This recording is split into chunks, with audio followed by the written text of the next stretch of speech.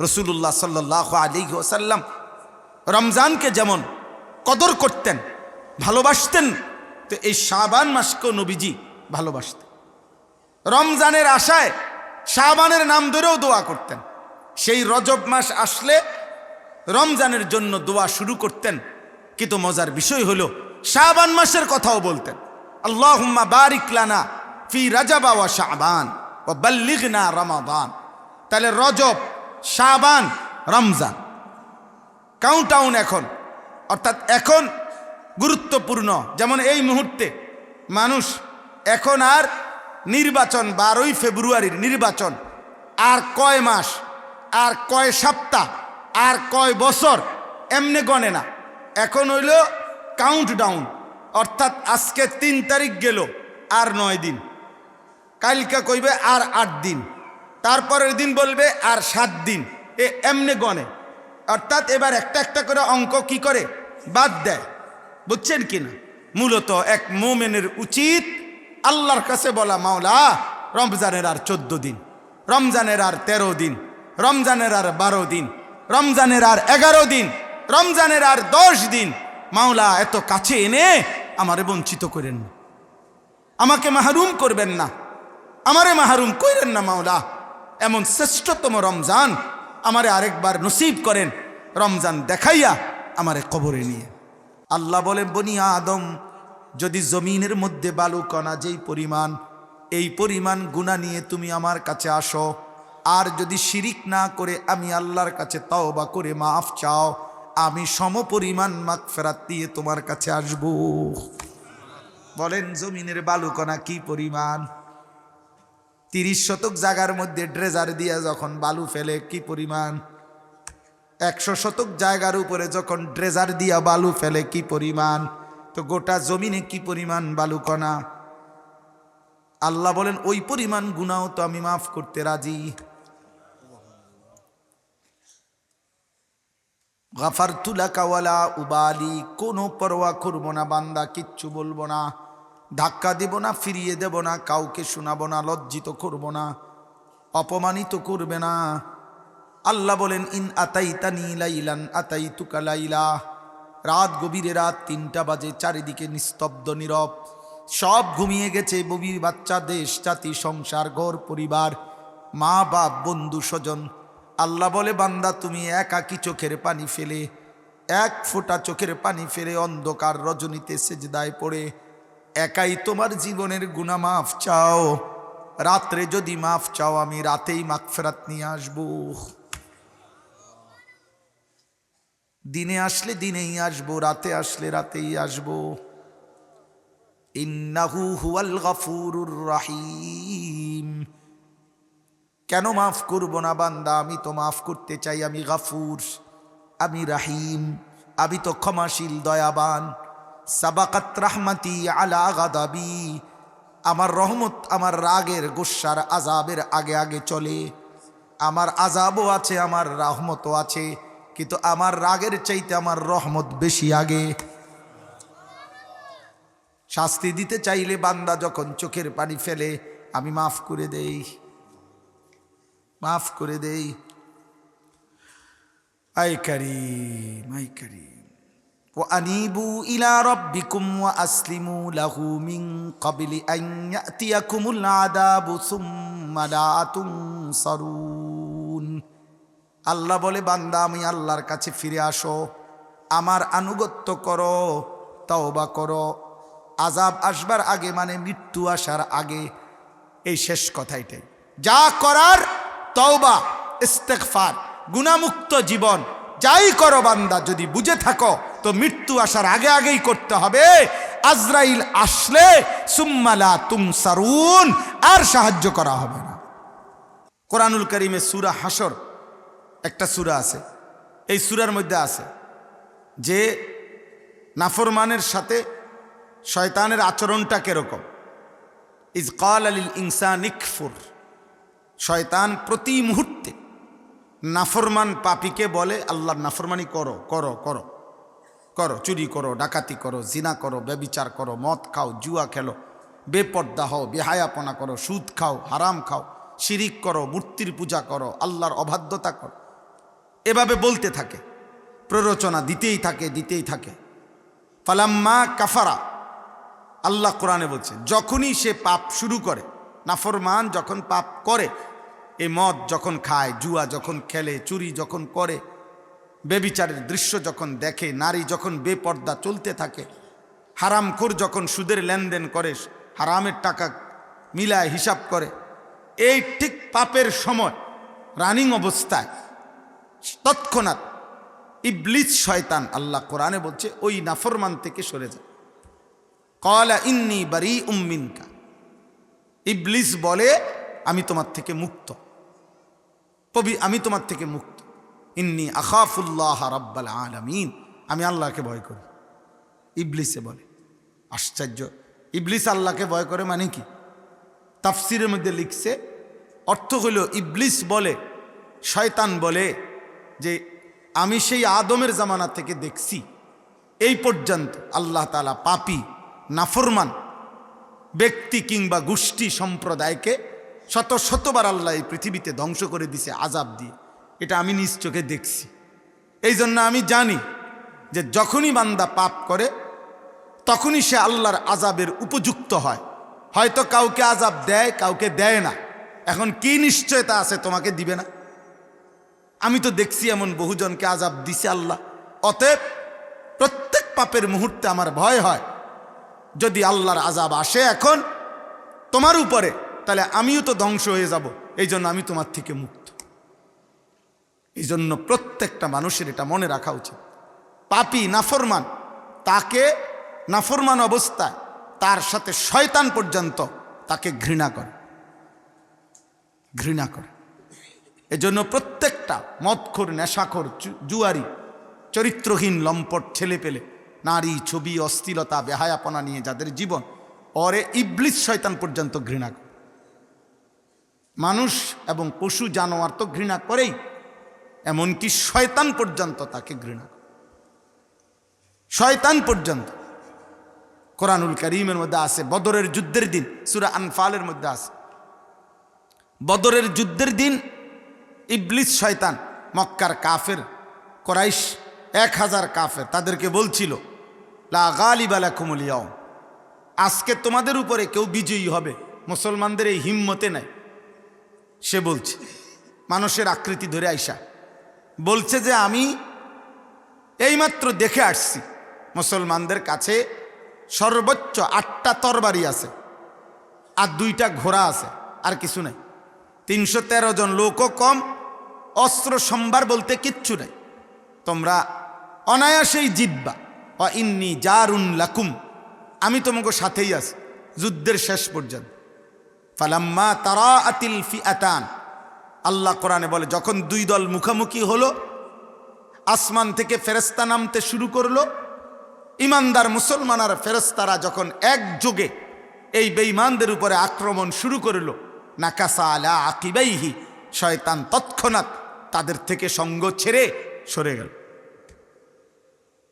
হ্যাঁ, কোরআন শরীফের আয়াত, সরাসরি আয়াত, সরে গেছে শয়তান। এবং এই কথাটাই, সেই মেয়ে কথাটাই বলছে যে ইন্নী আরা মা লা তারাউনা ইন্নী আখাফুল্লাহ। ইবলিস বলতেছে যে হে কাফেররা, তোমরা তো দেখো না, আমি দেখতেছি ফেরেশতা নামতেছে, আর আমি আল্লাহকে ভয় করি। আল্লাহর আযাব যদি চূড়ান্ত তোমাদের সকলকে ধ্বংস করে দেয়, তো আমাকেও ধ্বংস করে দেয়। এই জন্য বললাম আর কি, প্রথম কথা এটা, মন্দ সঙ্গী এক মানুষের জীবনের সবচেয়ে বড় অভিশাপ। বহু যুবক কিশোর, কেউ মায়ের পেট থেকে, 4 বছরের বাচ্চা যখন ছিল অনেক ফুটফুটে ছিল, 6 বছরের বাচ্চা ছিল মায়ের আদরের।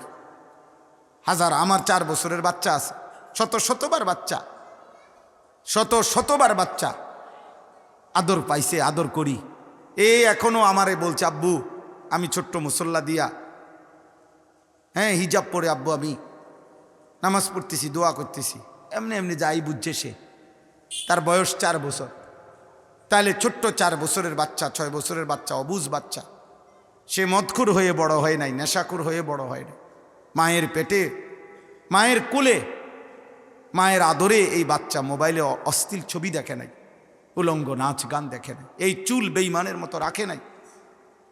কিন্তু বন্ধু নামের কোনো অসৎ সঙ্গী এবং মোবাইলের এই অসৎ সঙ্গ আজকে একদিন সময়ের ব্যবধানে 16 বছর 18 বছরের একটা ছেলেকে আল্লাহ ভুলায় দিছে, আখেরাত ভুলায় দিছে। ও জানে না তার আল্লাহকে, তার সৃষ্টিকর্তাকে। ও জানে না সে মুসলমান, কিভাবে চলা উচিত, কিভাবে খাওয়া উচিত, কিভাবে নিজের লেবাস পোশাক। ও মনে করছে গোটা পৃথিবীর সমস্ত সৌন্দর্য, হাসি, আনন্দ, উল্লাস ইউরোপে, বেঈমানের কাছে।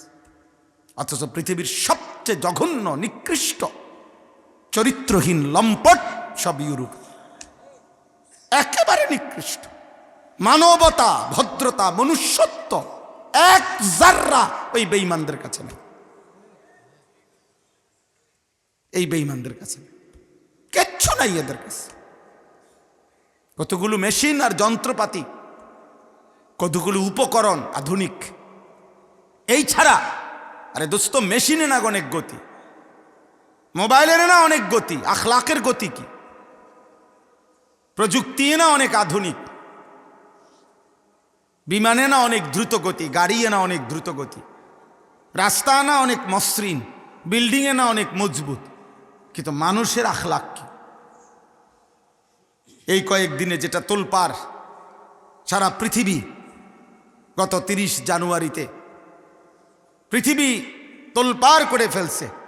আমেরিকার একটি জঘন্য, বিভৎস, ভয়ঙ্কর, নিকৃষ্ট এক মানুষ, জেফ্রি অ্যাপস্টেইন, এই নাফরমান এক জঘন্য মানুষ, যে এক বিশাল বড় দ্বীপের মধ্যে প্রমোদ ভবন রিসোর্ট তৈরি করে পৃথিবীর সমস্ত নামি দামি ব্যক্তিদেরকে নিয়ে সেখানে বছরের পর বছর অশ্লীলতা, যৌন নিপীড়ন, এবং এত জঘন্য, এত নিকৃষ্ট যে মানবতার ইতিহাসে, পৃথিবীর ইতিহাসে, সৃষ্টির শুরু থেকেই পর্যন্ত মনে হয় মানুষ এত জঘন্য, এত চরিত্রহীন, এত লম্পট হতে পারে না। এমন জঘন্য ঘটনা অনেকে এটা জানে না। নওজোয়ান ভাই, তোমরা তো দেখবা কোত্থেকে? তোমরা তো দেখবা শুধু বেঈমান তোমাদেরকে যেই চাকচিক্যময় ছবি দিয়ে দিছে আর চুল আর ফ্যাশন দিয়ে দিছে। তোমরা পাগল। কিসের শবে বরাত, কিসের তোমগো, কিসের রমজান, কিসের শবে বরাত, কিসের জুমা, কিসের রোজা? আমার সন্তানের কথা হলো, আমার জীবন একটাই, আমি এবং আমার মোবাইল, আমার কিছু সমবয়সী বন্ধু। আহা, আফসোসের বিষয়, দুর্ভাগ্যের বিষয়, আমাদের দুর্ভাগ্যের বিষয়। অনেক ছেলের, এখনো অনেক ছেলের চেহারা দেখে বোঝা যাইতেছে আজকের মতো এত বড় ফজিলতপূর্ণ একটা দিন রাত, কিন্তু নাফরমানের চেহারা দেখলে বোঝা যায় এক ওয়াক্ত নামাজ পড়ে না। আয় হায়, আয় হায়, মুসলমানের ঘরে মানুষ রূপী এত বড় জানোয়ার কেমনে হল? আপনি দেখেন মাওলানা সাহেব, আমি দাঁড় করাই, বলেন এদের মা কোথায়, এদের বাবা কোথায়, এদের অভিভাবক কোথায়? কার ঘরে বড় হয়, কার ঘরে ঘুমায়? এদের চুল তারা কারে জিজ্ঞাসা করে এভাবে রাখে? এরা পেশাব করে পানি নেয় না, এরা দিবানিশি মোবাইল টিপে উলঙ্গ ছবি দেখে সারা। এদের তাহলে অভিভাবক নাই? এদের জন্য কেউ দেখভাল করার কেউ নাই? বলেন আব্বা। এই জন্য বললাম জীবনের বড় অভিশাপ। নওজোয়ান মনে রাখো, কিশোর ছেলে, বাবা, 16 বছর বয়সে তোমরা যারা এক ওয়াক্ত নামাজ পড়া, তোমার জীবনের বড় ব্যর্থতা, তুমি একজন ভালো মানুষ পাও নাই। তোমার জীবনের সবচাইতে বড় ব্যর্থতা, দুর্ভাগ্য, বদনসিব, তোমার কপালে একজন অভিভাবক জোটে নাই যে তোমারে ধরে আল্লাহর দিকে ফিরাবে, যে তোমারে জোর করে বাধ্যতামূলক নামাজ পড়াবে, যে তোমাকে আল্লাহ চিনাবে, যে তোমাকে মালিক চিনাবে, যে তোমাকে গোলামি চিনাবে, সৃষ্টিকর্তা চিনাবে, সেজদা বুঝাবে, যে তোমারে বুঝাবে যে সেজদার মধ্যেই ইমানের তৃপ্তি, সেজদার মধ্যেই মুসলমানের তৃপ্তি, আহা, তোমরা খবর নিও, সভ্যতার দাবিদার, আধুনিকতার দাবিদার, ওদের অন্ধকার জীবন কত জঘন্য, ওদের জীবন কত জঘন্য। 10 লাখের চাইতে বেশি নথি এই বেঈমানের প্রকাশিত হয়েছে, যেখানে সারা পৃথিবীর এলিট, একেবারে রাষ্ট্রনায়ক থেকে শুরু করে শাহজাদা, বাদশাহজাদা, সারা পৃথিবীর সম্পদশালীদের যারা যারা তার রিসোর্ট এবং তার সেই প্রমোদ ভবনে গিয়ে যৌন লিপ্সা চরিতার্থ করেছে, জঘন্য। এমন মানুষের নাম আসছে যেই মানুষরা এই ইউরোপিয়ান জীবন্ত নারীর উপরে জিনা বেবিচার অপকর্ম করে ওই নারী ওই মেয়ে আবার জবাই করে রান্না করে খাইয়া লাগছে। মানুষ মানুষ শুনেন নাই?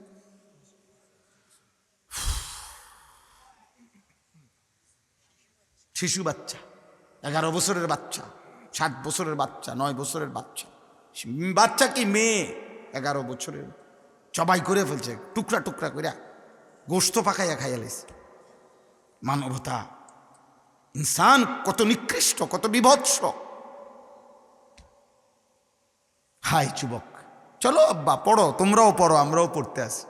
হ্যাঁ, আমগো বাচ্চারাও আলহামদুলিল্লাহ পড়তে আসে, তোমরাও পড়ো। হাট্টিমা টিম টিম পড়ো, পড়ো ভাইয়া। শুদ্ধ কথা আমগো বাচ্চারাও বলতে জানে, 2-4টা ইংরেজি বাক্য আমরাও বলতে জানি।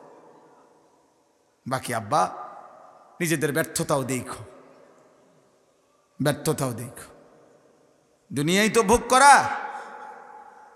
আখিরাত মিলবে কিনা মনে করো।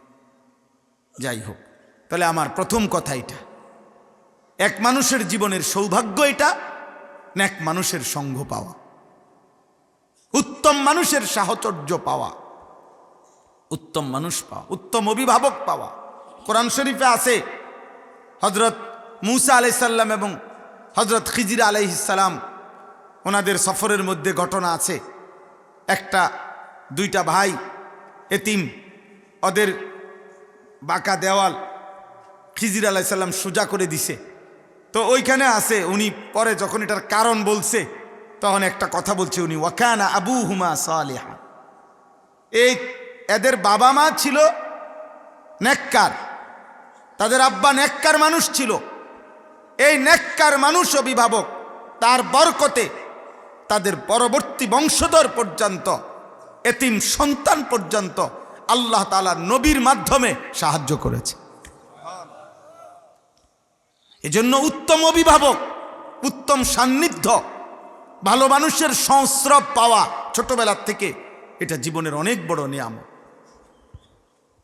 আজকে মনে রাখো আব্বা, আমার কথা মনে রেখো, আমি বাবা বললাম, যারা জীবনটা সম্পূর্ণ মোবাইলের হাতে তুলে নিছ, অথবা এই রাত একটি ফজিলতপূর্ণ বরকতময় রাতে আমি বললাম, জীবনটা যারা মোবাইলকে নিয়ে একান্ত করে ফেলছ, কে মা কে বাবা, কি ধর্ম, কি আল্লাহ, কি রাসূল, কি তোমার কোরআন, কি তোমার ধর্ম, কিচ্ছুর সাথে যাদের সম্পর্ক নাই, মনে রাখবো আব্বা, একদিন এই গভীর রাতে আমি বললাম, একদিন যদি তোমরা বেঁচে থাকো আর এইভাবে লাগাতার মোবাইলে আসক্ত থাকো, অচিরেই একদিন এই মোবাইলে আসক্ত নাফরমান তোর হাতে ভিক্ষার থালা উঠবে, অভাব আর দারিদ্রতার করাঘাতে তোর জীবন জর্জরিত হবে, মনে রাখিস।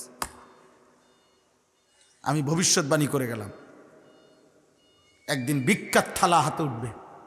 কারণ অকর্মণ্য, অপদার্থ, অক্ষম মানুষ, কাপুরুষ পৃথিবীতে কোনোদিন কাজে লাগে না। অকর্মণ্যের জায়গা পৃথিবীর কোথাও নাই। চরিত্রহীন, মনে রাখো আব্বা, মানুষ সুদখুরকে সুদখুর বলে, মানুষ ঘুষখুরকে ঘুষখুর বলে, মানুষ মদখুরকে মদখুর বলে, মানুষ জুয়া খেলে যে জুয়ারি বলে।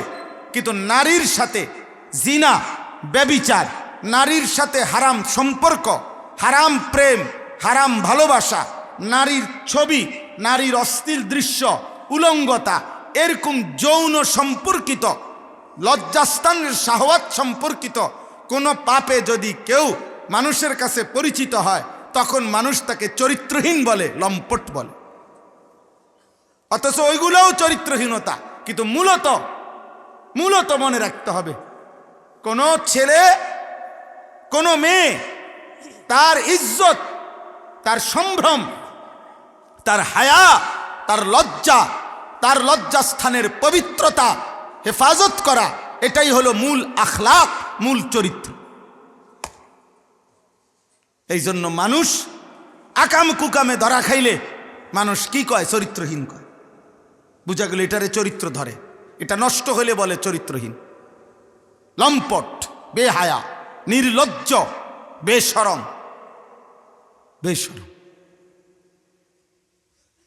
আর আমরা সেই ছোটবেলায় পড়ছি যে সম্পদ হারাইলে কিছুই হারায় না, স্বাস্থ্য হারাইলে কিছুটা হারায়, কিন্তু চরিত্র হারাইলে এভরিথিং লস্ট, সবই হারায়।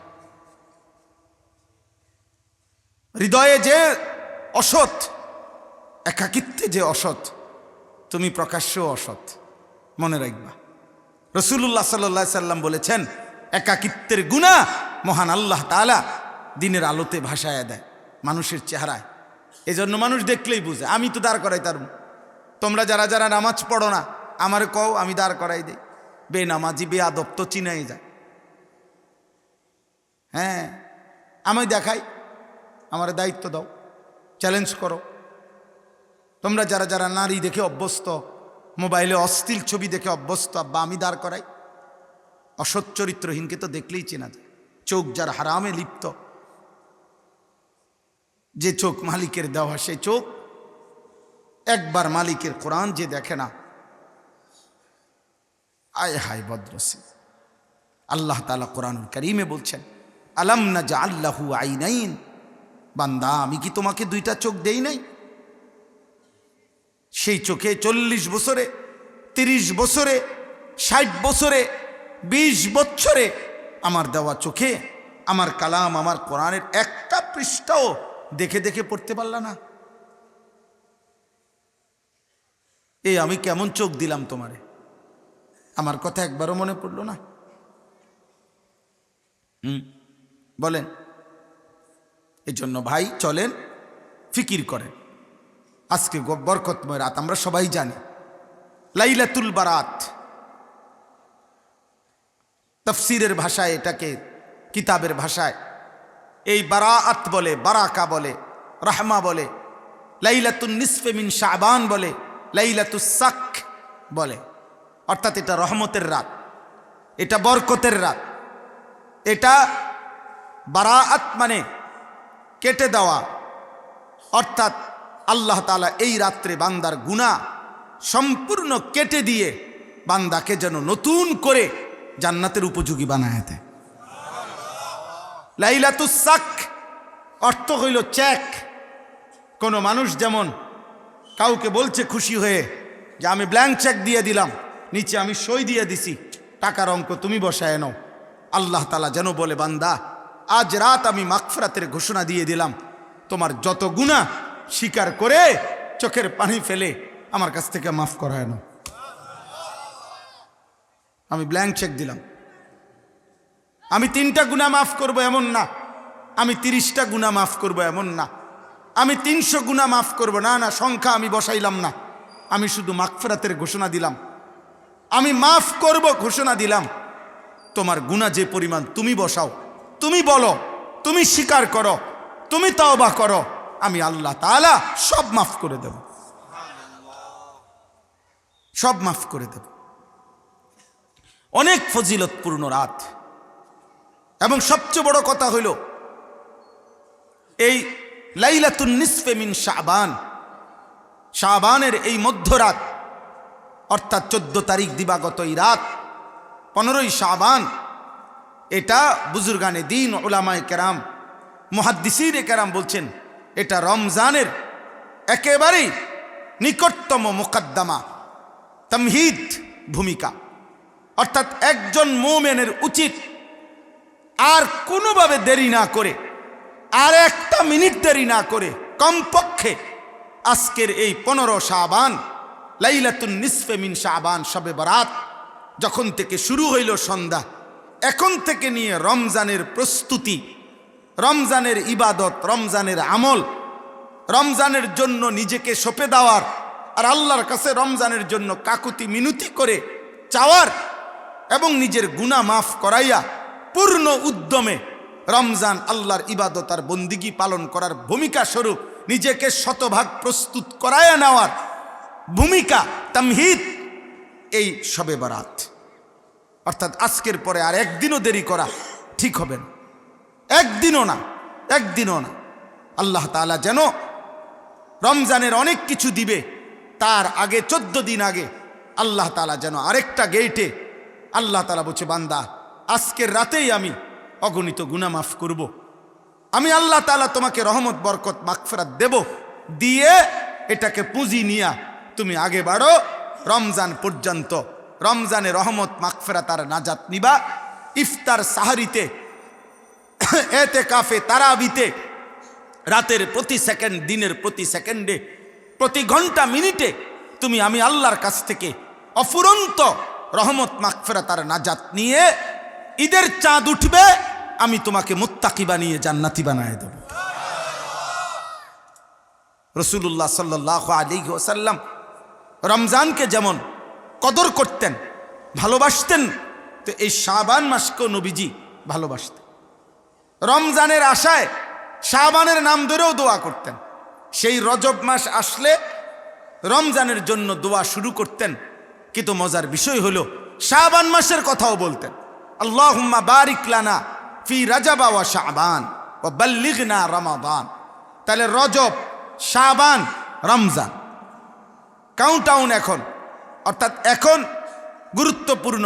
যেমন এই মুহূর্তে মানুষ এখন আর নির্বাচন, 12ই ফেব্রুয়ারির নির্বাচন আর কয় মাস, আর কয় সপ্তাহ, আর কয় বছর এমনি গণে না।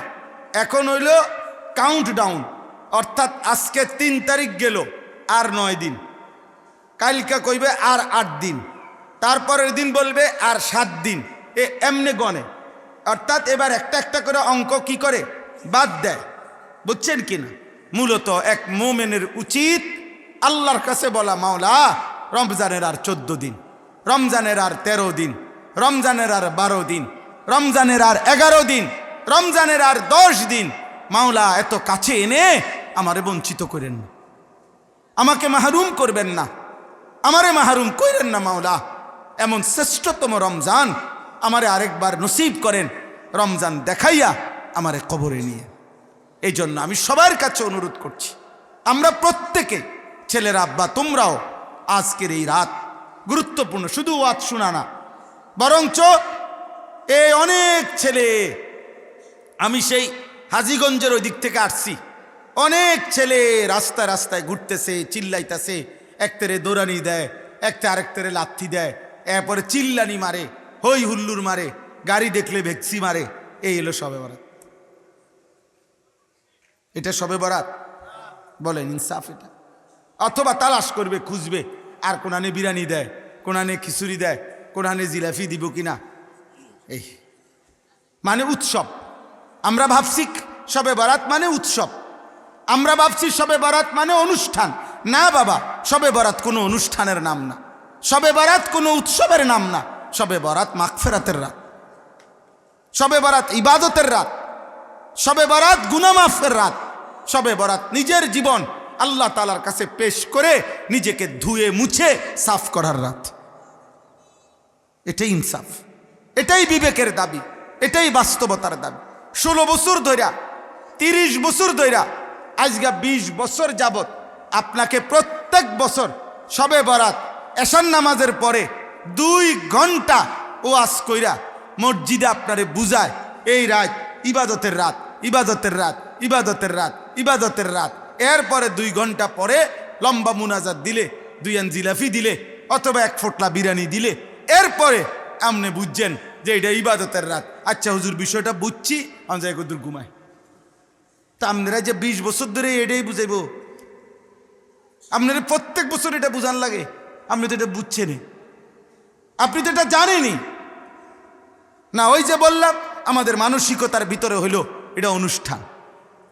আমাদের মানসিকতা রইল এটা উৎসব, এই জন্য নওজোয়ান ছেলে ঘরে কামে লাগাই দিছে যে প্রত্যেক দোকানে গিয়া গিয়া ঘরে ঘরে গিয়া যা পারস, চাইল পারস, ডাইল পারস, টাকা পারস, কালেকশন কর, কইরা 12 ডেক খিচুড়ি, 10 ডেক খিচুড়ি, যে যা পারস খাইয়া দাইয়া মিল্লা জিল্লা, মিল্লা জিল্লা কুমিল্লা। বুঝেন নাই? এই হলো আর কি। তো শেষ, এটা সবে বরাত শেষ। আল্লাহ নবী সাল্লাল্লাহু আলাইহি ওয়াসাল্লাম বলছেন, হযরত আলী ইবনে আবি তালিব রাদিয়াল্লাহু তাআলা আনহু থেকে বর্ণিত, নবীজি সাল্লাল্লাহু আলাইহি সাল্লাম বলছেন যে আল্লাহ তাআলা এই রাতে, আল্লাহ তাআলা প্রথম আসমানে উদিত হয় বান্দার জন্য রহমত নিয়ে। আর আল্লাহ তাআলা ফায়াগফিরু লিজামিই খালকি, আল্লাহ তাআলা তার সমস্ত ইমানদার বান্দার কোটি কোটি গুনাহ এই রাত্রিতে মাফ করে দেয়। ইল্লা লি মুশরিকিন আও মুশাহিন, কোন মুশরিককে আল্লাহ মাফ করে না। কোন হিংসা বিদ্বেষ করে যে মানুষের সাথে, এই বিদ্বেষী হিংসুক, তাকে আল্লাহ মাফ করে না। তাকে আল্লাহ, উল্লেখযোগ্য 6টা পাপীকে আল্লাহ তাআলা মাফ করে না। এর মধ্যে একটা হলো যে শিরিক করে, 2 নাম্বার হলো যে অপরের প্রতি বিদ্বেষ করে, হিংসুক, 3 নাম্বার হলো মুসবিলু ইজারিন, যে ব্যক্তি টাকনুর নিচে কাপড় পরিধান করে। এই জন্য যেই সমস্ত ছেলেরা, বাবারা, ভদ্রলোকরা টাকনুর নিচে প্রতিনিয়ত লুঙ্গি, প্যান্ট, পায়জামা পরে, তাদের গুনাহ, এই পাপ, এই নাফরমান আল্লাহ তাআলা এই রাতেও তাকে মাফ করেন। এটা বিষয়টা আপনার কাছে সামান্য মনে হইতে পারে। আমি সব সময় এটার মানে আমার একটা পেরেশানি, ছেলেরা, বাবা, তোমাদেরকেও বলি, এটা দেখতে মনে হয় যে টাকনুর নিচে প্যান্ট পরছে, এটা কি হইছে এত, এটা লইয়া এত মাথা ব্যথার কি? কিন্তু আশ্চর্য হইল, নবীজি এতটা গুরুত্ব দিলেন কেন? তিনি এতবার বললেন কেন? একেবারে বুখারীর হাদিস, মুসলিম শরীফের হাদিস, বিশুদ্ধ থেকে বিশুদ্ধ হাদিস। নবীজি বলছেন টাকনুর নিচে যেটুকু কাপড় এই পুরুষের, এটা জাহান্নামী। নবীজি বলছেন আল্লাহ তার দিকে তাকাবে না। নবীজি বলছেন আল্লাহ তাকে কিয়ামতের দিন পবিত্র করবে না। নবীজি বলছেন আল্লাহ কিয়ামতের দিন এই নাফরমানের সাথে কথাও বলবেন। লা ইয়ানজুরু ওয়ালা ইউযাক্কিহিম ওয়ালা ইউকাল্লিমুহুম, দেখবেও না, পবিত্রও করবে না, মানে গুনাহ মাফ করবে না, এবং কথাও বলবে না।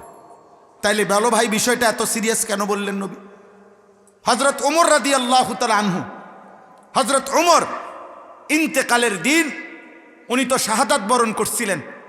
এক বেঈমান উনাকে ফজরের নামাজের ইমামতি অবস্থায় ছদ্মবেশী কাফের কোমরের মধ্যে ছুরি দিয়ে ঘাই দিছিল 7-8টা।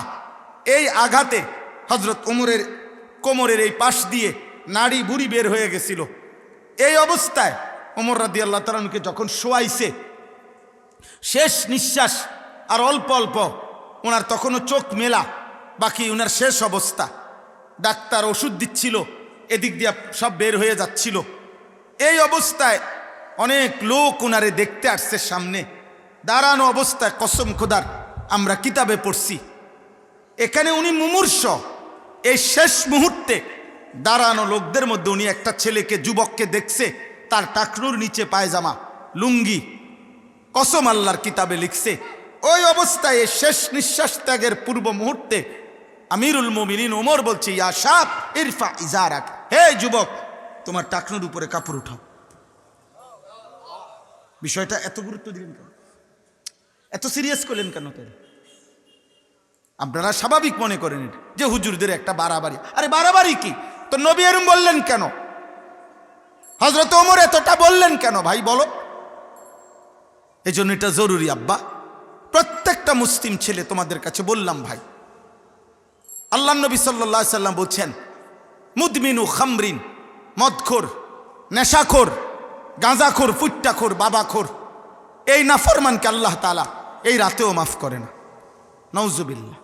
নবীজি সাল্লাল্লাহু আলাইহি সাল্লাম বলছে এই 2টা পাপ, একটা হলো বেবিচার, নারীর সাথে অপকর্ম, যেই কোনো রকমের জিনা।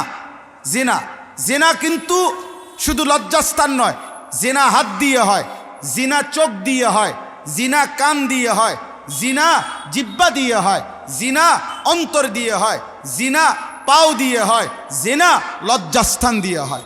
এজন্য ভিন নারীরকে মোবাইলও অশ্লীল ছবি দেখলে চোখের জিনা, হারাম কোনো মেয়ের সাথে অবৈধ প্রেমের কোনো আলাপ করে যা শুনে কানে, এটা কানের জিনা। তাকে যা প্রেম নিবেদন করে এটা জবানের জিনা। তাকে নিয়ে যত অল্পনা কল্পনা জল্পনা করে এটা অন্তরের জিনা। তার সাথে ভিন নারী, যাকে আমি বিবাহিত না অথচ আমার তাকে দেখার অনুমতি নাই, তার সাথে যত ঘন্টা যত দিন চলাফেরা করে তা পায়ের জিনা।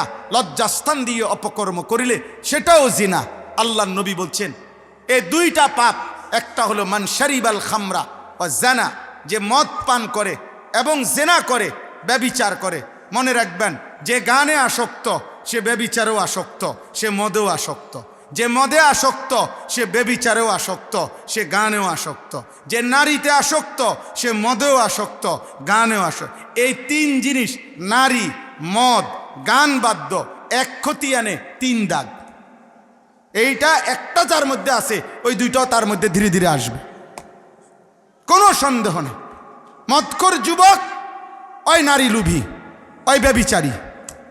ব্যভিচারী যুবক ওই মদখোর এবং সে গান বাদ্যে আসক্ত। এই তিনটে একসাথে। যেখানে নারীর আড্ডা আছে সেখানে মদও আছে, গানও আছে। যেখানে গানের আড্ডা আছে সেখানে নারীও আছে, মদও আছে।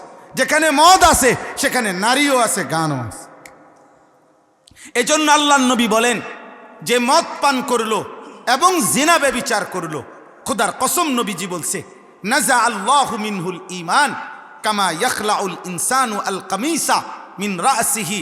আল্লাহ তাআলা ওই নাফরমানের দিল থেকে ঈমান এভাবে টেনে বের করে ফেলে যেরকম কারো গা থেকে মানুষ তার জামা খুলে ফেলে। গায়ের জামা যেমন মানুষ খুলে ফেলে, আল্লাহ ওই নাফরমানের অন্তর থেকে, এই মদখোর আর জিনাখোর তার কলিজা থেকে আল্লাহ তাআলা ঈমান এভাবে খুলে ফেলে। যা বেঈমান, তোর ঈমান লাগবে না, যা খা, তুই মদ খা, যা তুই নারীর সাথে থাক, যা, তোর ঈমান দিয়া করবি কি? তোর নামাজ লাগবে না, যা তুই দেখ উলঙ্গ ছবি দেখ, নাফরমান, যা, চরিত্রহীন, লাগবে না তোর ঈমান। এই জন্য এরম পাষাণ হয়ে যায়।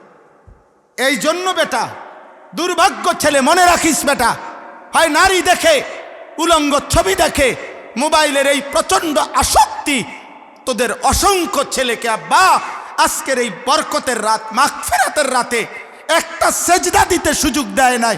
লানত তোর জীবনের উপরে, অভিশাপ তোর জীবনের উপরে, দুর্ভাগ্য তোর জীবনের উপরে। বদনসিব বেটা, বদনসিব তোর জীবনের উপরে, দুর্ভাগ্য তোর জীবনের উপরে বেটা। ছি ছি ছি ছি ছি, মুসলমানের ঘরে এত বড় মানুষরূপী পশু কেমনে বড় হইল? ছি, আফসুস বেটা, আফসুস। একটা ছেলেকে বলি আব্বা, একজন, আমি ভোট চাচ্ছি না রে ভাই, বলে হুজুর আপনি অভিশাপ দিলেন। আর তোকে আল্লাহ অভিশাপ দিছে বেটা, আমি অভিশাপ দেব কেন? আল্লাহ অভিশাপ দিছে। সেজদা না দিলে আল্লাহর অভিশাপ দেয়। ইবলিস সেজদা দেয় নাই, আল্লাহ তাকে বলছে ওয়া ইন্না আলাইকা লানাতা ইলা ইয়াউমিদ্দিন। ইবলিস আজকের থেকে নিয়ে কিয়ামত পর্যন্ত সেজদা দিলি না, একটা সেজদা, তোর উপরে আমি আল্লাহর লানত, লানত, লানত কিয়ামত পর্যন্ত। কয়টা সেজদা? তাইলে ও কয়টা সেজদা দেয়নি? হ্যাঁ বলো ভাই। ফজরের 4 রাকাত নামাজে 8টা সেজদা, জোহরের 10 রাকাত নামাজে 20টা সেজদা, আসরের 4 রাকাত ফরজে 8টা সেজদা, মাগরিবের 3 রাকাত ফরজে 6টা সেজদা, এশার 4 রাকাত ফরজে 8টা সেজদা, 3 রাকাত বিতিরে কয়টা? 6টা সেজদা। তুমি কয়টা ছাড়ছো? সুন্নতে মুআক্কাদা, ওয়াজিব, ফরজ, কয়টা সেজদা ছেড়ে দিছো? হ্যাঁ, ভাত খাও দেখে মনে করছো অসুবিধা হইতো না? না, ভাত তো জানোয়ারও খায়। গুম যাও দেখে মনে করছো অসুবিধা নাই, গুম তো জানোয়ারও যায়। হ্যাঁ, লজ্জাস্থানের চাহিদা পূরণ হয়েছে দেখে মনে করছো কোনো অসুবিধা নাই, থাকার ব্যবস্থা আছে। থাকা তো জানোয়ারেরও ব্যবস্থা আছে। গরু, ছাগল, কুকুর, বিড়াল থাকে না? ওরা খায় না? ওরা ঘুমায় না? ওরা পেশাব পায়খানা করে না? ওদের যৌন চাহিদা পূরণ হয় না? নয়তো ছাগলের বাচ্চা হয় কেমনে? গরুর বাচ্চা হয় কেমনে? কুকুরের বাচ্চা হয় কেমনে? শুকরের বাচ্চা হয় কেমনে? যৌন চাহিদা পূরণ না হইলে? বলো না ভাই, বাবা বলেন আপনারা। আপনারা বলেন, আপনারা আপনাদের ছেলে মেয়ে, আপনাদের স্ত্রী সন্তানকে বাদ দিয়া আপনারা ব্যস্ত হয়ে গেছেন সোফা বানাইতে। খাট, সোফা আর ফার্নিচার, বিল্ডিং আর দালান আর টাইলস আর বাথরুম আর ইট বালু আর সিমেন্টের প্রতিযোগিতা করতেছেন। আহা মুসলমান, নামাজ কোথায়? আপনার ঘরে ঘুমায় 6 জন, ফজরের নামাজ পড়ে কয়জন? আপনার ঘরের সদস্য 8 জন, আল্লাহর কোরআন পড়তে পারে কয়জন? কথা বলেন না। হ্যাঁ, ফুতের বিদেশ থেকে কইছে শুধু আব্বা আকামার মধ্যে একটু সমস্যা, কত দোয়া করেন। মনে ইমাম সাহেবের 2000 বার কইছে। ইমাম সাহেবের মনে 5 ওয়াক্ত নামাজের পরে 50,000 বার মনে বলছে, হুজুর আল্লাহ দোয়াই কদ্দুর খাস করে দোয়া করেন, ফোলাগার বিদেশে একটু ঝামেলা ফিরে গেছে, আকামায় সমস্যা। হ্যাঁ, কতবার চাইলেন একটা বিষয়ের জন্য? কতবার দোয়া চাইলেন? দুনিয়া কতবার চাইলেন? ছেলেটা যে নামাজ পড়ে না, কয়বার হুজুরে বলছেন? স্ত্রী যে পর্দা করে না, হয় পড়ে না, কইছি হুজুর শোনে না, শেষ, আপনার দায়িত্ব শেষ। সংসার এমনি চালায় মানুষ? বলেন বাবা। আমি অনুরোধ করছি, আমার একটা কথা এবার শুনেন, এই শেষ কথাটা, এটার লগে এটা আয়াত মিলাই বললিস। প্রত্যেক মানুষ, এটা সব ওলামা এনে বসা আছে। কবিরা গুনাহ এই যেগুলো বলছি, তো বললাম যে 1 নাম্বার শিরিক, আল্লাহ মাফ করে না শবে বরাতে। হিংসুককে আল্লাহ মাফ করে না। বললাম যে টাকনুর নিচে কাপড় যে পড়ে তাকে আল্লাহ মাফ করে না। মদ পান করে যে, আল্লাহ তাকে মাফ করে না। আকুল ওয়ালিদাইন, পিতামাতার নাফরমানি যে করে, আল্লাহ তাকে মাফ করে না। মূল বিষয় হইল, অর্থাৎ অসংখ্য গুনাহ বান্দার আল্লাহ এমনিতেই মাফ করে, কিন্তু কিছু জঘন্য কবিরা গুনাহ আছে এমন, যেগুলো মহান আল্লাহ পাক রব্বুল আলামিন খালেস তওবা ছাড়া, খাঁটি তওবা ছাড়া আল্লাহ মাফ করে না। মাফ করেন, মাফ এগুলার কোনো মাফ নাই, আছে মাফ, খালেস তওবা। এগুলার মাফ নিতে হলে আগে কি করতে হবে? বলেন না, কি করতে হবে? তওবা। আমার একটা কথা হইল, আপনি ইনসাফের সাথে একজন বলেন, আমিও ভাবি, আপনারাও ভাবেন, আপনারাও ভাবেন। আমার কথা হইল, যেই লোকটা আজকে রাত্রিবেলা এখন আল্লাহর কাছে বলতেছেন, আল্লাহ আমারে মাফ করে দেন, আমার গুনাহ মাফ করে দেন, মনে করেন আপনি নিজে, তো আল্লাহ যদি জিজ্ঞেস করে, বান্দা তুমি যে আজকে প্রতিদিন ওজনে কম দাও, কালকার থেকে ওজনে কম দিবা না, এ কথার সিদ্ধান্ত দিয়া মাফ চাচ্ছনি না এমনি কইতে আছো? কথাটা বুঝেন না?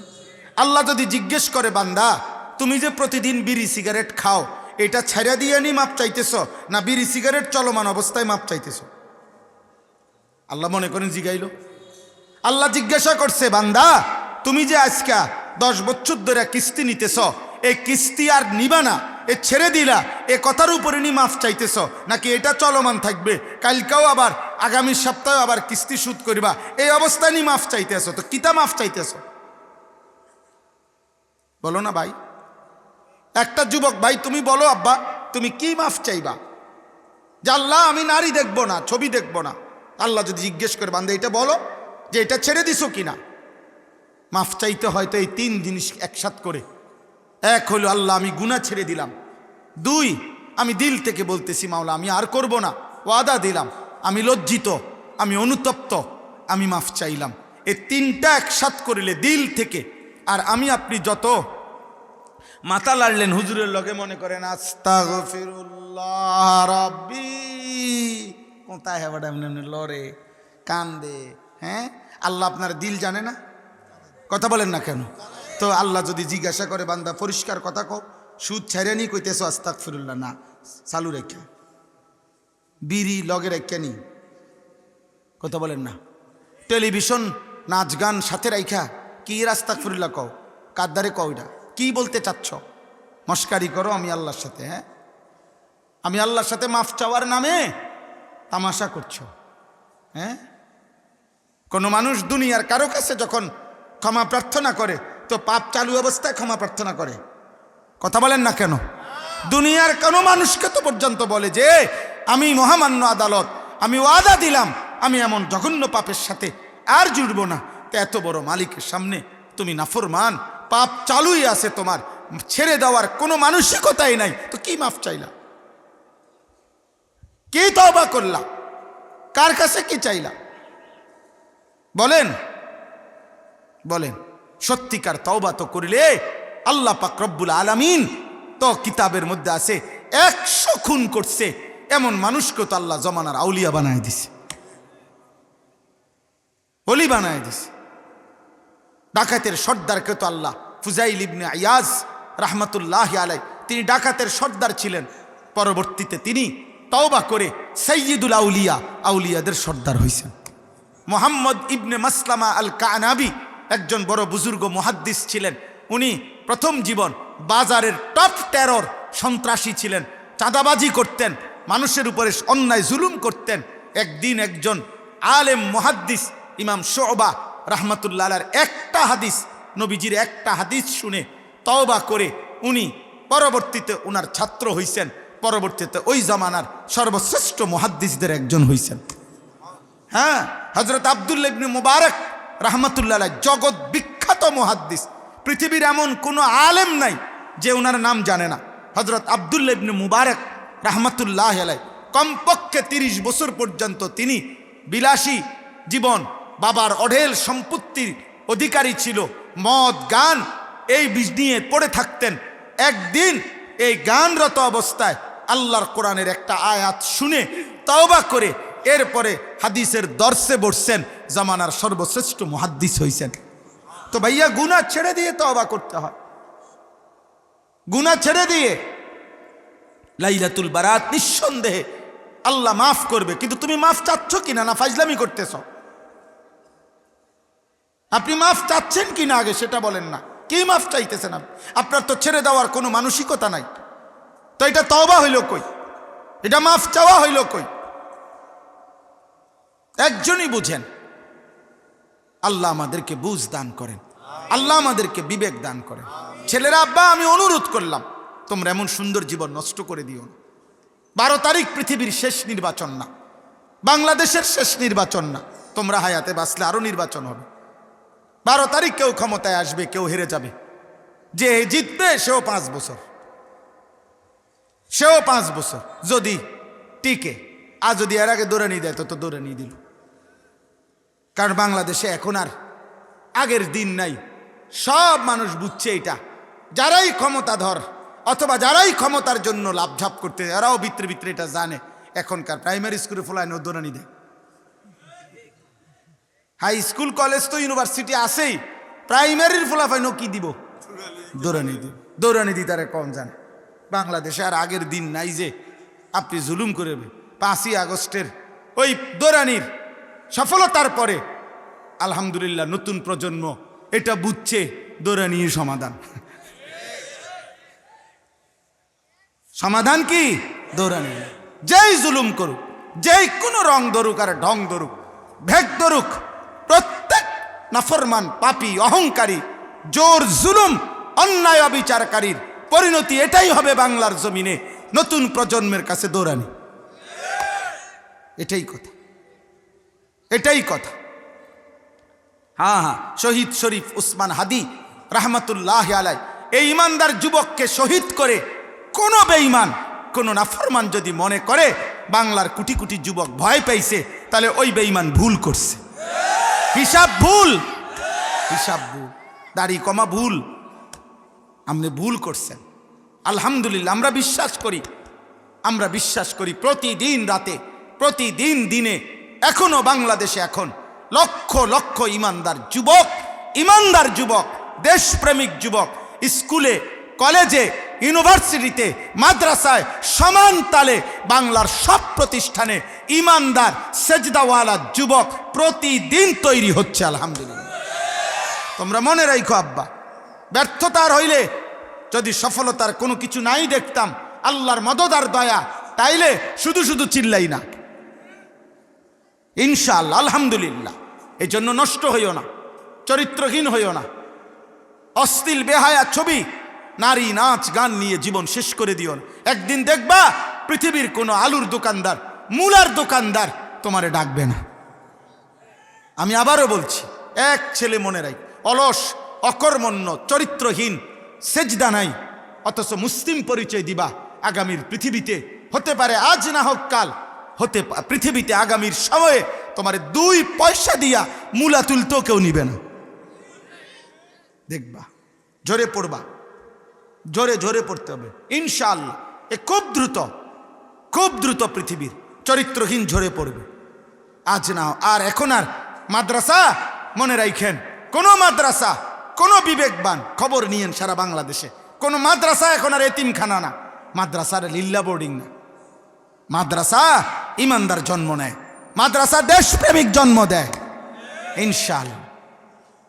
এই জন্য আমি প্রত্যেককে বললাম, কোনোভাবেই আজকের এই রাতে গুনাহ ছেড়ে দেওয়ার মানসিকতা নিয়ে তওবা করে।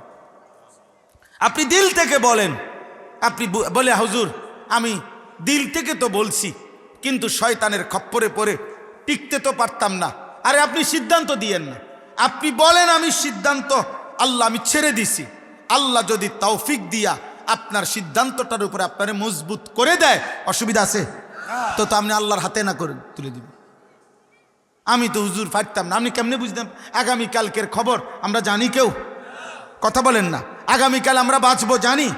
আজকে দুপুরবেলা আমার শায়েখ আরিফ বিল্লাহ আল্লামা মুফতি মুশতাকুন নবী কাসিমি হজরত সহ আমি একটা মাদ্রাসায়, কুমিল্লা ক্যান্টনমেন্ট এক মাদ্রাসায় আজকে দুপুরে আমরা 40 জন ছাত্রকে পাগড়ি দিছি, শায়েখ এবং আমি মিলে।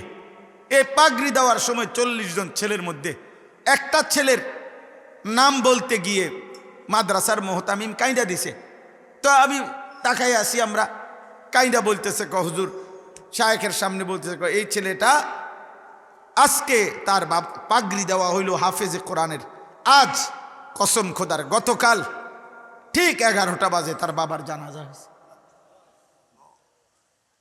গতকাল ভোর 4:30 তার বাবা ইন্তেকাল। ঠিক একদিন পরে সন্তানের মাথায় হাফেজে কোরআনের পাগড়ি উঠছে। যে বাবা হতে পারে গত 4 বছর 5 বছর বাচ্চাটারে নুরানি পড়াইছে, নাজেরা পড়াইছে, হাফিজি পড়াইছে, বাবার স্বপ্ন ছিল আমার সন্তানের মাথায় একদিন ইজ্জতের পাগড়ি উঠবে, আমি দেখব। গতকালকে আমরাও ছেলেটারে জড়ায় ধরে আমি অনেক কাঁদছি, যায় হায় হায় মালিক, আপনার ফয়সালা, আপনার ইচ্ছা। এবং বাবাও হাফেজে কোরআন ছিলেন, উনি আলেম ছিলেন, মৌলানা সাহেব, আমগো অনেক মহব্বতের মানুষ ছিলেন। এই করিম, এই জন্য বাপ বন্ধু, এই রাত কোনোভাবেই যেন বৃথা না যায়। আব্বা মহান আল্লাহ পাক একটা কথা মনে রাখবেন, ছেলেরা বাবাও মনে রাখো, আল্লাহ তাআলা বান্দাকে মাফ করতে চায়, জান্নাত দিতে চায়। এই জন্য আল্লাহ বলছে, বান্দা একবার শবে বরাত দিলাম, মাফ করতে চাই। একবার রমজান পুরাটা মাস দিলাম, মাফ করতে চাই। শবে কদর বেজর রাত্রিগুলোতে দিলাম, শেষ দশকে রমজানের, তোমারে আসলে মাফ করতে চাই। জিলহজ মাসের কোরবানির আগের রাতগুলো 9টা রাত ফজিলতপূর্ণ করে দিলাম, তোমারে মাফ করতে চাই। আশুরা মহররমের 10 তারিখ ফজিলতপূর্ণ করে দিলাম, তোমারে মাফ করতে চাই, তোমারে মাফ করতে চাই। সোমবারের রোজা আমার বন্ধুর মাধ্যমে রাখাইলাম, তোমারও উৎসাহ দিলাম, তোমারে মাফ করতে চাই। বৃহস্পতিবার দিবাগত রাতে, জুমার রাতে তোমারে মাফ করতে চাই। আমি আল্লাহ তাআলা কতভাবে যে বান্দা চেষ্টা করছি, নবী পাঠাইলাম, 23 বছর নবীর চোখ দিয়া পানি ঝরছে, আমি সহ্য করছি। তায়েফের রক্তে আমার বন্ধু রক্ত মাখা হয়ে গেছে, আমি আরশে আজিমের মালিক, আমার বন্ধু এটা তোমাদের জন্য। আমি আমার বন্ধুর রক্ত ঝরতে দেখেও সহ্য করেছিলাম। আমার বন্ধু উহুদের দান শহীদ করা খুনে রক্ত মাখা বেহুশ দেহ নিয়ে পড়েছিল, আমি আল্লাহ তো দেখছি, আমি সহ্য করেছি। আমার কালেমার জন্য আমার এত সাহাবী বন্ধুর এত শাহাদাত বরণ করেছে। 70 জন সাহাবীর পবিত্র লাশ শাহাদাত আমি উহুদের যুদ্ধে, আমি মাওলাশ আমার বন্ধুর সাহাবীদের লাশ দেখেছি। আমি সব কিছুর বিনিময়ে চেয়েছিলাম, তোমরা আমার এক এক বান্দা জাহান্নাম থেকে মুক্তি নিবা, জান্নাত নিবা। হায় আফসুস বান্দা কোনোভাবেই চোখের পানি, রক্ত, পেটে পাথর বাঁধা কষ্ট, 30 পারা কোরআন, আমার নবীর 23 বছরের দিবা নিশির সুন্নাহ হাদিস, এত আলেম, এত মসজিদ, এত মাদ্রাসা, হায় নাফরমান, কোনো কিছু দিয়া তোর দিল নরম করতে পারলাম না রে। আহা, হায় হায় নাফরমান, কোনো কিছু দিয়ে ওই একটা সেজদা দেয় না। আশ্চর্য, চিন্তা করছেন? বলো না আব্বা, একটা ছেলে বলো বাপ, এমন মালিক জিজ্ঞেস করবে না যে বান্দা আমি আর কত বললে, আর কত রাত দিলে, আর কত দিন দিলে, আর কত মাস দিলে? 40 বছর হায়াত দিছি, 40টা রমজান দিছি। কি মনে কর, 40 বছর হায়াত দিছি, 40টা শবে বরাত দিছি। 40 বছর হায়াত দিছি তো 40 বছরে শেষ দশকে রমজানের 5টা বেজর রাত দিছি। আমি আর কতভাবে দিতাম? মাফ করার জন্য আমি কত বাহানা চাইলাম, কতভাবে কইলাম বান্দা কুল ইয়া ইবাদিয়াল্লাযীনা আসরাফু, এই শেষ কথা, কুল ইয়া ইবাদিয়াল্লাযীনা আসরাফু আলা আনফুসিহিম লা তাকনাতু মির রাহমাতিল্লাহ। আল্লাহ বলে বন্ধু আপনি আমার বান্দাদেরকে বলে দেন, আমার বান্দার হায়াত যত, গুনাহ যদি হয় তত। বুঝেন নাই? মনে করেন আমার বয়স 45 এখন রানিং, আমি 1981 সালে জন্ম নিছি, 45 বছর আমার বয়স। তো ধরে নেন আমার 45 বছরের যত ঘন্টা হবে, আমার 45 বছর হিসাব করলে এটা ঘন্টা বাইর হবে নি? ঘন্টা হিসাব করলে, মিনিট হিসাব করলে, সেকেন্ড হিসাব করলে, এই আমার হায়াতের যত ঘন্টা, যত মিনিট, যত সেকেন্ড, গুনাও এত মিনিট, এত ঘন্টা, এত সেকেন্ড। মানে 45 বছরের হায়াতে 1 সেকেন্ড কোনো নেকি নাই, সেজদা নাই, আল্লাহর গোলামি নাই, একটা বার আল্লাহ এই ডাকটাও দেয় নাই। এমন যদি নাফরমান, মানে অজেদ্দুর গুনাও কি অদ্দুর, এই আসরাফু আলা আনফুসিহিম।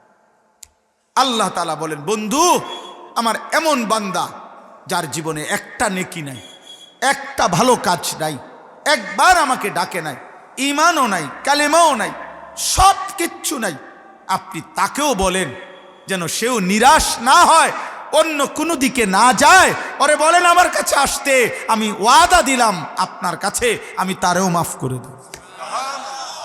কুল ইয়া ইবাদিয়াল্লাযীনা আসরাফু আলা আনফুসিহিম লা তাকনাতু মির রাহমাতিল্লাহ। আল্লাহর রহমত থেকে নিরাশ হইও না বান্দা। 45 বছরের গুনাহ একসাথ করে আমি আল্লাহর সামনে পেশ করো, চোখের এক ফোঁটা পানি দিয়ে ভিজায়া দাও, কলিজা ছিঁড়ে আমি আল্লাহকে বলো মাওলা চোখ বন্ধ করলে মাওলা গুনাহ ছাড়া কিছুই দেখি না, আপনার গোলামির হক আদায় করি নাই, আপনাকে সেজদাও দেই নাই, কত রাত, কত দিন, কত সপ্তাহ গেছে মাওলা আপনাকে সেজদা দেই নাই, 365 দিনের বছর চলে গেছে, ফজরের নামাজ কোনোদিন পড়ি নাই। আল্লাহ সব কিছু আপনার সামনে এক নাফরমান বান্দা স্বীকার করে আর করব না ওয়াদা দিয়ে ছেড়ে দিয়ে আমি মাফ চাইলাম। আল্লাহ আপনি আমারে মাফ করে দেন। আল্লাহ বলেন বান্দা আমি কিন্তু জবানও শুনি, আমি দিলও দেখি, যদি জবান আর দিল বরাবর করে বাস্তবিক অর্থে তুমি বলে থাকো আমি আল্লাহ ওয়াদা দিলাম ইন্নাল্লাহা ইয়াগফিরুয যুনুবা জামিআ, আমি আল্লাহ সব গুনাহ একসাথে মাফ করে দেব। ধীরে ধীরে না, 3 দিনে না, 4 দিনে না, এখনই এখনই এখনই এখনই। ইয়া ইবনা আদম লাউ আন্নাকা আতাইতানি বিকিরাবিল আরদি খাতায়া সুম্মা ইস্তাগফারতানি লা তুশরিকু বি শাইআ লা আতাইতুকা বিকিরাবিহা মাগফিরাহ। আল্লাহ বলেন বনি আদম যদি জমিনের মধ্যে বালুকণা যেই পরিমাণ, এই পরিমাণ গুনাহ নিয়ে তুমি আমার কাছে আসো, আর যদি শিরিক না করে আমি আল্লাহর কাছে তওবা করে মাফ চাও, আমি সমপরিমাণ মাগফিরাত দিয়ে তোমার কাছে আসব। বলেন জমিনের বালুকণা কি পরিমাণ? 30 শতক জায়গার মধ্যে ড্রেজার দিয়ে যখন বালু ফেলে কি পরিমাণ, 100 শতক জায়গার উপরে যখন ড্রেজার দিয়া বালু ফেলে কি পরিমাণ, তো গোটা জমিনে কি পরিমাণ বালুকণা। আল্লাহ বলেন ওই পরিমাণ গুনাহ তো আমি মাফ করতে রাজি। গাফারতু লাকা ওয়ালা উবালি, কোনো পরোয়া করব না বান্দা, কিচ্ছু বলবো না, ধাক্কা দেব না, ফিরিয়ে দেব না, কাউকে শোনাবো না, লজ্জিত করব না, অপমানিত করবে না। আল্লাহ বলেন ইন আতাইতানি লাইলান আতাইতুকা লাইলা, রাত গভীরে, রাত 3টা বাজে, চারিদিকে নিস্তব্ধ নীরব, সব ঘুমিয়ে গেছে, ববি বাচ্চা, দেশ জাতি সংসার ঘর পরিবার, মা বাপ বন্ধু স্বজন। আল্লাহ বলে বান্দা তুমি একাকী চোখের পানি ফেলে, 1 ফোঁটা চোখের পানি ফেলে অন্ধকার রজনীতে সেজদায় পড়ে একাই তোমার জীবনের গুনাহ মাফ চাও। রাত্রে যদি মাফ চাও আমি রাতেই মাগফিরাত নিয়ে আসবো, দিনে আসলে দিনেই আসবো, রাতে আসলে রাতেই আসবো। ইন্নাহু হুয়াল গফুরুর রহিম। কেন মাফ করব না বান্দা? আমি তো মাফ করতে চাই, আমি গফুর, আমি রাহিম, আমি তো ক্ষমাশীল দয়াবান। সাবাকাত রাহমাতি আলা গাদাবি, আমার রহমত আমার রাগের গুসার আযাবের আগে আগে চলে। আমার আযাবও আছে, আমার রহমতও আছে, কিন্তু আমার রাগের চাইতে আমার রহমত বেশি আগে। শাস্তি দিতে চাইলে বান্দা যখন চোখের পানি ফেলে আমি মাফ করে দেই, মাফ করে দেই। আই কারীম, আই কারীম। ওয়া আনিবু ইলা রাব্বিকুম ওয়া আসলিমু লাহু মিন ক্বাবলি আন ইয়াতিয়াকুমুল আযাবু সুম্মা লা তুনসারুন। আল্লাহ বলে বান্দা আমি আল্লাহর কাছে ফিরে আসো, আমার আনুগত্য করো, তওবা করো। আযাব আসবার আগে মানে মৃত্যু আসার আগে, এই শেষ কথাইটাই। যা করার তওবা, ইস্তেগফার, গুনাহমুক্ত জীবন, যাই করো বান্দা যদি বুঝে থাকো তো মৃত্যু আসার আগে আগেই করতে হবে। আজরাইল আসলে সুম্মা লা তুনসারুন, আর সাহায্য করা হবে না। কে আসলে? আজরাইল। চলেন, যার বুঝে আসছে কোনো অসুবিধা নাই। যদি বলেন একজনও মানবেন না, কোনো অসুবিধা নাই। তারপরেও দাঈ কখনো ব্যর্থ হয় না। আল্লাহর পথে যে ডাকে তার কোনো ব্যর্থতা নাই, মনে রাখবেন। এটা একটা মজার বিষয় আমাদের। অর্থাৎ দাঈ কখনো ব্যর্থতা নাই।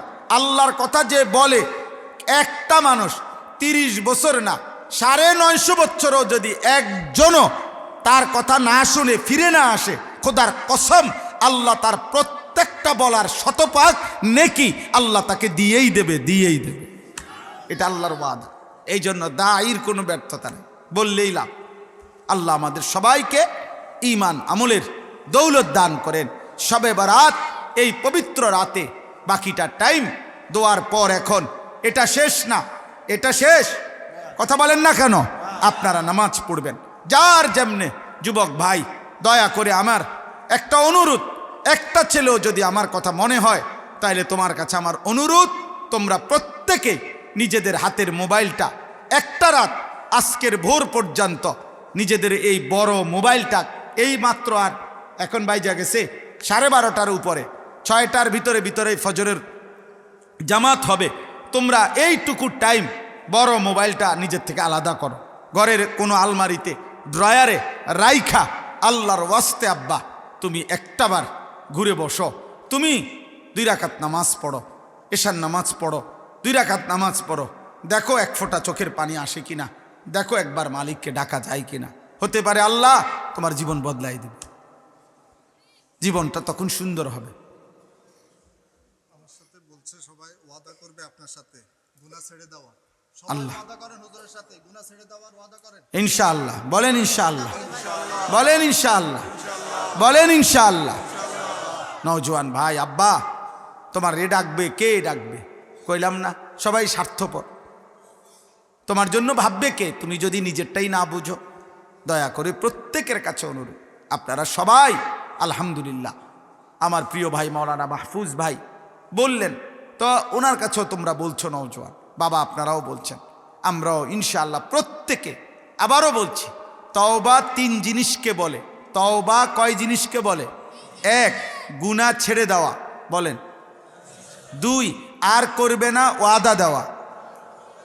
3, লজ্জিত হয়ে মাফ চাওয়া। এই 3টা মিললে আমার শায়েখ বলে, শুধু আল্লামা মুফতি মুশতাকুন নবী কাসিমি হযরত দামাত বারাকাতুহুম বলে, শুধু চ আকার চা লিখলে চা হয় না। চা পাতা, চিনি, ফানি, এই 3টা একসাথ করলে যেটা হয় ওইটারে কয় চা। ঠিক তওবা তওবা বললে তওবা হয় না, শুধু আস্তাগফিরুল্লাহ বললে হয় না। আগে এটা আল্লাহর কাছে শিওর করতে হবে, আল্লাহ গুনাহ ছেড়ে দিলাম, আর করব না, ওয়াদা দিলাম, লজ্জিত অনুতপ্ত হয়ে মাফ চাইলাম। আল্লাহ তাআলা বলবেন, বান্দা 3টা যদি ঠিক মতো বলে থাকো, তা আমি আল্লাহ দিল থেকে যদি বলো, বাস্তবিকে বলো, আমিও মাফ করে দিলাম। আল্লাহ আমাদের সবাইকে তৌফিক দান করেন, আল্লাহ আমাদের সবাইকে কবুল করে নেন, আল্লাহ আমাদের সবাইকে হিম্মত দান করেন। অনেক মহব্বত করে, ভাই আপনার নাম কি? শফিউল্লাহ ভুঁইয়া। অনেক দিন থেকে, অনেক আগে এই ডেট নিছে, আজকেও এই মাহফিলের জন্য অনেক পেরেশানি করছেন। আল্লাহ তাআলা ওনাকে, আপনারা যারা এই মসজিদের সাথে সম্পৃক্ত, আল্লাহ আপনাদের সবাইকে তৌফিক দান করে। আমার 1 মিনিট, আমার একটা শেষ আবেদন আছে। আবেদনটা হলো আপনাদের কাছে, শুধু এটা আবেদন, সেটা হলো আমার একটা ছোট্ট ফিকির আছে সারা বাংলাদেশে। সেটা হলো, আমি আমার শায়েখ আল্লামা মুফতি মুশতাকুন নবী কাসিমি হজরতের নির্দেশে একটা কাজ করি। কাজটা হলো ফজর ক্যাম্পেইনের কাজ করি, অর্থাৎ ফজরের নামাজে মুসল্লি বৃদ্ধির প্রচারণা। সারা বাংলাদেশে আমাদের অসংখ্য অগণিত হাজার হাজার আলহামদুলিল্লাহ কিশোর যুবক ছেলে আছে, যারা একে অপরকে বন্ধুরা ফজরের নামাজের জন্য জাগায়। এইটাই কাজ, অর্থাৎ ফজরের জন্য এক বন্ধু আরেক বন্ধুকে জাগাবে। এবং এই মেহনতে আলহামদুলিল্লাহ বাংলাদেশের এখন বহু জেলা, উপজেলায়, ইউনিয়নে অগণিত ছেলে আলহামদুলিল্লাহ এই কাজটা করে। এখানেও অনেক ছেলে আছো ভাই। এই আমার প্রথম কথা হলো, তোমরাও চেষ্টা করবা। ফজরের নামাজ মুমিনের নামাজ। ফজরের নামাজ দ্বারা প্রমাণ হয় আমি আর তুমি মোমেন নাকি মুনাফিক। কসম খোদার, এটা নবীর বাণী। নবীজি বলছেন, ফজরের নামাজ দ্বারা, জুমার নামাজ না, ফজরের নামাজ, জুমার নামাজের ফজিলত অনেক, অনেক ফজিলত, কিন্তু ফজরের নামাজ দ্বারা প্রমাণিত হয় এই ব্যক্তি মোমেন নাকি মুনাফিক। এটা প্রমাণ হয়। নবীজির জামানায় সাহাবারা ফজরের উপস্থিতি দেখে মোমেন চিনতেন, ফজরের অনুপস্থিতি দেখে মুনাফিক চিনতেন। কসম খোদা, এটাই হাদিস। এই জন্য যার ভাল লাগে একে বন্ধু অপর বন্ধুকে ফজরের নামাজের জন্য উঠাইবা, আল্লাহ তৌফিক দান করেন।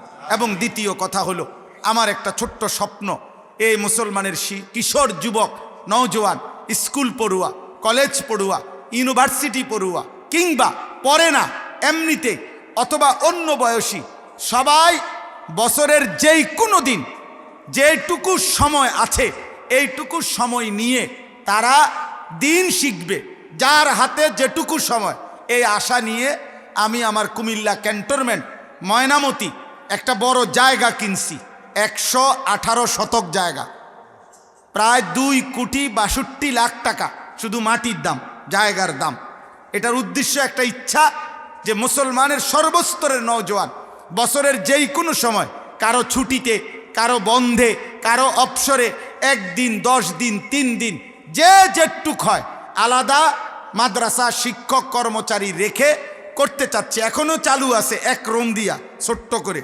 গত বছর 2025 সালে 2 বন্ধে 3 দিন করে 6 দিন আমার মাদ্রাসায় আমরা প্রায় 500 রেজিস্টার্ড স্কুল কলেজের ছেলেদেরকে প্রতিদিন 11 ঘন্টা করে অজু, নামাজ, সূরা কেরাত শিখাইছি। আলহামদুলিল্লাহ, এই কাগজটা আমার মাদ্রাসার একটা কাগজ। ওই আহ্বানটা আমাদের এই 2,62,00,000 টাকার এই বিশাল জায়গাটার মধ্যে আমরা একটা হিসাব করছি, 1 নামাজের মুসল্লা পরিমাণ, জায়নামাজ পরিমাণ মাটির দাম 4,200 টাকা।